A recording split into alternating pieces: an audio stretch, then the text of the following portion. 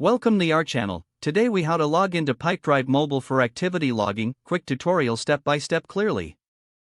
Open the Pipedrive mobile application on your device. Enter your email address in the designated field. Tap on the next button to proceed. Now, input your password in the password field. If you have forgotten your password, select the Forgot Password link to reset it. Once you have entered your credentials, tap the Login button. Wait a moment for the app to authenticate your details. After logging in, you will be directed to the main dashboard of Pipedrive. To log an activity, navigate to the Activities tab found at the bottom of the screen. Tap on the plus icon to add a new activity. Select the type of activity you wish to log, such as a call, meeting, or task. Fill in the necessary details for the activity, including date, time, and description. If needed, link the activity to a specific deal or contact.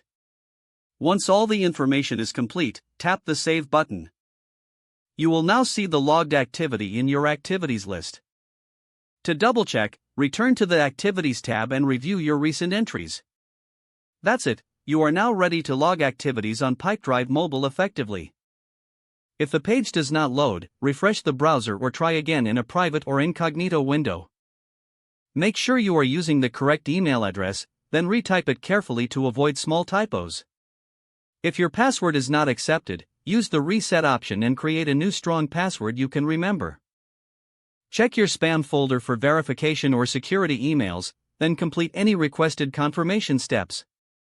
Enable two-factor authentication if available to improve account security and reduce unauthorized access risk.